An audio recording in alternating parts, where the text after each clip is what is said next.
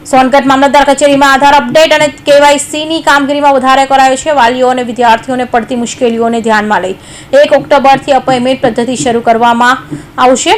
વધુમાં સોનગઢ મામલતદારશ્રીએ જણાવ્યું કે કેવાયસી વિના પણ વિદ્યાર્થીઓ શિષ્યવૃત્તિ મળવાપાત્ર છે, તેથી વાલી અને વિદ્યાર્થીઓને ગભરાવાની કોઈ પણ જરૂર નથી। જે અંગે સંપૂર્ણ માહિતી મીડિયા સમક્ષ આપી સાથે અફવાઓથી ભમરાવાની જરૂર નથી તેવા સંદેશો લાભાર્થીઓ અને વિદ્યાર્થી સહિત પ્રજાને મામલતદારશ્રીએ સમજાવવાનો પ્રયાસ કર્યો હતો। શાદિક પઠાણ સાથે મનીષ જ્ઞાનચંદાની હિન્દ ટીવી ન્યૂઝ તાપી।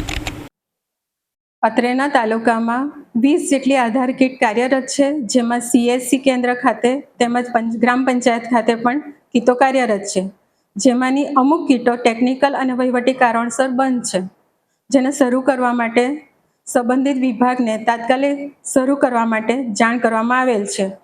અત્રેની મામલતદાર કચેરી સોનગઢ ખાતે આધારની કામગીરી ચાલુ છે, તેમજ અરજદારશ્રીઓને વારંવાર ધક્કા ન ખાવા પડે તેના માટે 1 ઓક્ટોબર 2024થી એપોઇન્ટમેન્ટ સિસ્ટમ અપનાવેલ છે, જે માટે અરજદારે કઈ તારીખે આવવું તેની અગાઉથી તેઓને જાણ થશે। અત્રેના સોનગઢ તાલુકા ખાતે KYCની કામગીરી 62% જેટલી કરવામાં આવેલ છે અને ટૂંક સમયમાં 100% થાય એવી કામગીરી કરવામાં આવશે। તેમજ વિદ્યાર્થીઓને શિષ્યવૃત્તિ માટે KYC હાલ જરૂરિયાત નથી, જેથી જે તે વિદ્યાર્થીઓએ KYC થયેલ ન હોય તો પણ ચિંતા કરવાની જરૂર નથી। શિષ્યવૃત્તિ નહીં અટકે, જે માટે માન્ય શિક્ષણ મંત્રીશ્રીએ પણ ન્યૂઝ દ્વારા જાણ કરવામાં આવેલ છે।